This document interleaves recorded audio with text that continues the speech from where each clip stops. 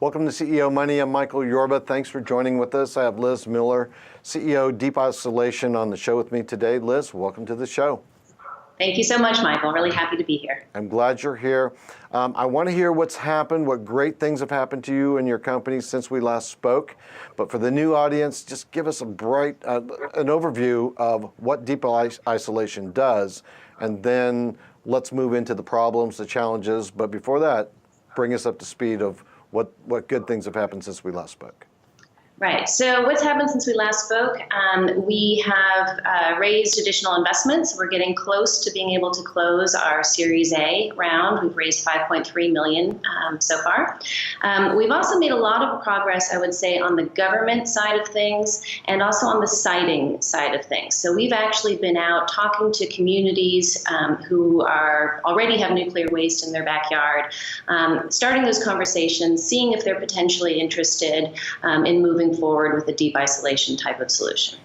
For those who don't know exactly what it is that you do, give us a brief description of that, and then we'll dive into some of these talking points.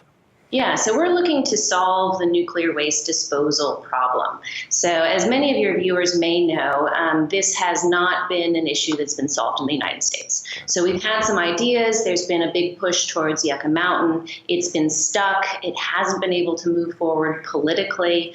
Transportation is seen as a huge problem by the vast majority of the American public, rightly or wrongly, and this is something that we need to include when we start looking at disposal solutions. So deep isolation is coming in, fresh start, startup company, saying what can we do that addresses the concerns of the American public, that takes advantage of the incredible innovations that have happened over the past 20 years. Yucca Mountain is a child of the 1980s, and we've had a lot of innovations in drilling techniques since then. So we're taking a fresh start on the technology, but we're also taking an innovative approach when it comes to our funding as being a startup company, and also when it comes to our siting approach. So we're looking at a modular approach. We're not looking at transporting nuclear waste across the country. We're looking at putting it into disposal where it is today or very near where it is today.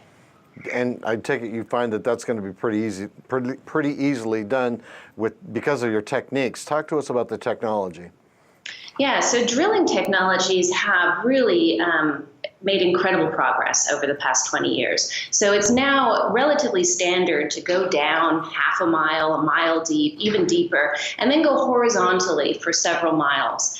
This is standard. It's done all over the United States, day in and day out. It's used frequently for oil and gas exploration. After the drilling, they go on and they do fracking, etc. We're not doing any of that. We're just using the innovations in the drilling technology and going into layers that we know have been out of contact with the biosphere for tens or even hundreds of millions of years. So you're looking at a layer that is not going to have any chance of getting into the aquifer or getting into the air or even having any sort of interaction with the people, the animals, the plants that are in the biosphere. We're looking at getting it completely out and safely isolated. I got it. Is the technical term no migration? No migration. Yes, that's right. Talk to me about the value proposition, both locally and nationally. I assume this is really an international product too, but let's just stay close to home for now. Yeah, so it's a huge market. I mean, the one thing that the United States has really done right is that we've been planning for this in terms of budget for a long time now. So utilities have paid in a fee. It's called the Nuclear Waste Fund that they've been paying into that currently has approximately $40 billion in it. So this is a huge market. If you look at the amount that would be paid in if you actually go for the whole amount of nuclear waste that there is in the United States, we're looking at potentially $80 billion. So really huge market. Again, that's just the United States, which is the biggest market. We have the most nuclear plants of anyone in the world. And there's no path forward for actually getting disposal done. So Yucca Mountain is, if it does move forward, it would estimate the cost as $96 billion.